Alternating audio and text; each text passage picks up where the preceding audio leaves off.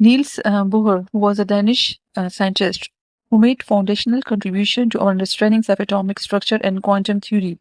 He is often considered one of the most influential scientists of the 20th century. For his work on the structure of atom, he was awarded with the Nobel Prize in 1922.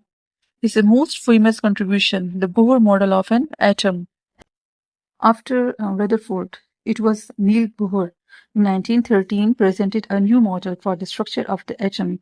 The main points or postulates of these models are like first postulate was that electrons revolve around the nucleus in a fixed circular path called shells, orbits or energy level. Second postulate that electrons do not radiate energy while moving in an orbit. That is, energy of an orbit is fixed. Electrons कभी भी movement के दौरान energy radiate नहीं करेंगे. Third postulate was that energy of electron in an orbit is directly proportional to its distance from the nucleus. तो हर electron की जो energy है डिफरेंट हर एलिमेंट में और हर एटम में डिफरेंट नंबर ऑफ इलेक्ट्रॉन्स होंगे तो हर इलेक्ट्रॉन की जो एनर्जी है वो डिस्टेंस फ्रॉम न्यूक्लियस के डायरेक्टली प्रोपोर्शनल होगी उसका जितना न्यूक्लियस से डिस्टेंस ज्यादा होगा उसकी एनर्जी ज्यादा होगी Electrons radiate energy when it jumps from the higher to the lower orbit, or it absorbs energy when it jumps from lower orbit to higher orbit. So the energy difference of the two orbits is given by equation delta E is equal to E2 minus E1, which is equal to h mu v. So this is called quanta or bundles. Delta E क्या है? ये energy difference energy change है.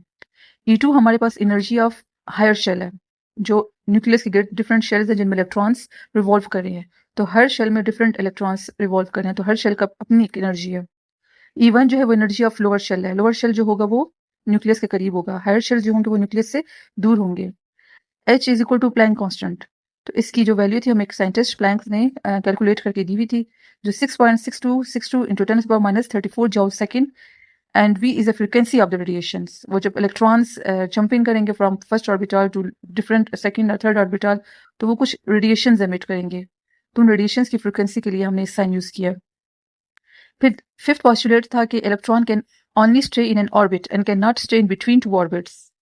हमेशा electron orbit के अंदर ही रहेंगे जब वो jump करेंगे तो वो दूसरे orbit में जाएंगे दो orbits के बीच में कभी electron stay नहीं करेंगे The electrons can only reside in an orbit whose angular momentum mvr is integral multiple of h by 2 pi. mvr is equal to nh by 2 pi. अब ये क्या है ये एंगुलर मोमेंटम है मतलब इलेक्ट्रॉन सर्कल में मूव कर रहे हैं तो इसलिए हम उनको एंगुलर मोमेंटम मिलेंगे m जो है वो mass of electron v is the velocity of electron r is the radius of the orbit n is the number of shells which may be 1 2 3 depends upon the atomic numbers of element and h is a Planck constant जो मैंने आपको value बताई थी Planck ने describe की थी